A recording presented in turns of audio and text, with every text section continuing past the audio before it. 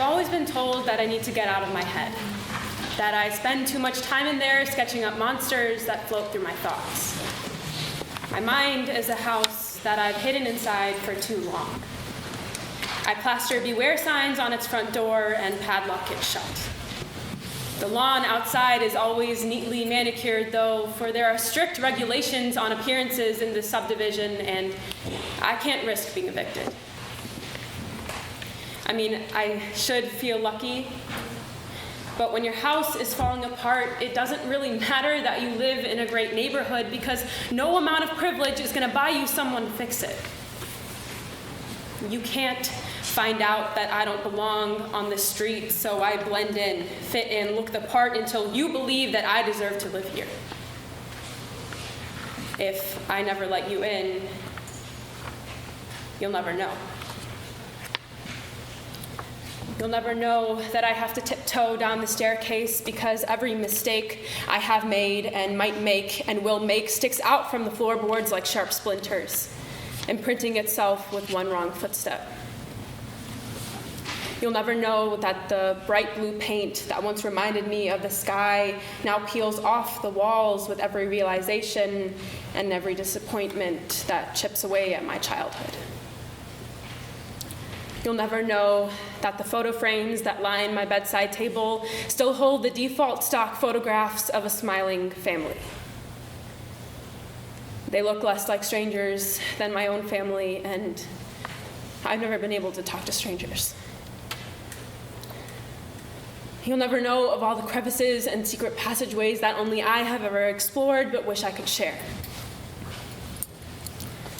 You'll never know that the floorboards shake with every panic attack that ripples through the ground. How many more earthquakes can a house endure before it collapses?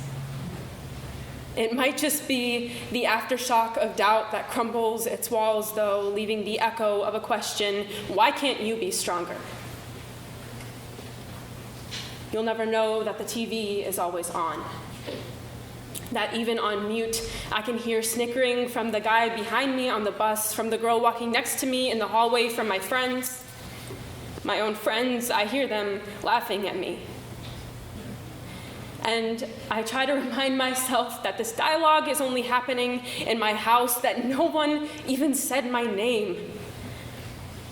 But the static on the screen drowns out my objections, and when all I want is to go to sleep, the volume only gets louder. You'll never know that my security system is malfunctioning, because when you break in through the window and I don't hear the alarm, I somehow think that it's still safe for me to set a place for you at the dinner table. But my hospitality is running dry, spent on people who have snatched my trust and put it in their pocket as if I wouldn't notice that it was stolen. And maybe you're just visiting, a neighbor come to chat, but I've already been robbed too many times to stay and find out. You'll never know that every time I try to spark a conversation, the stove's flames engulf my house, and I choke on the smoke of small talk. It stops me from saying the wrong thing by stopping me from saying anything at all. So I remain quiet. You'll never know that I keep the windows sealed tightly and only open the blinds at night to catch a glimpse of the stars, but I see none. You see, where I live, the sky is covered with gray clouds of polluted ideals, leaving nothing to remind us of how small we are, how negligible.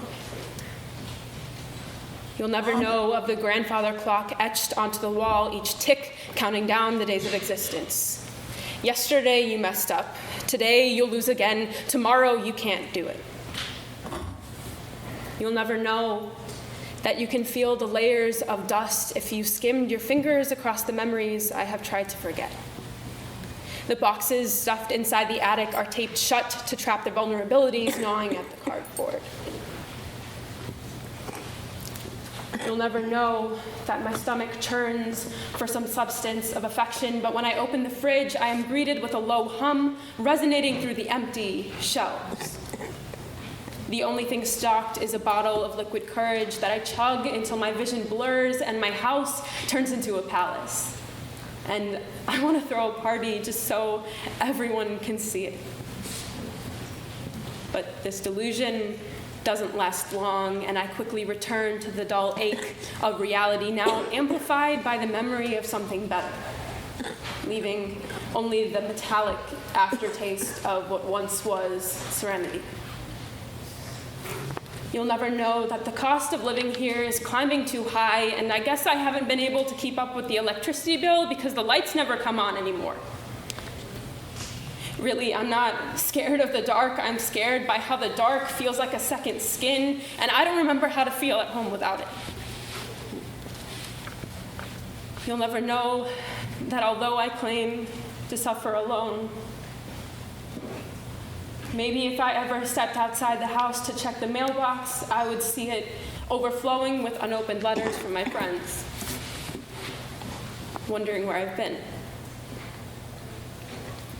And I fooled myself into thinking that there is no such thing as genuine affection, that the flowers left on my doorstep are just another trap of forced politeness.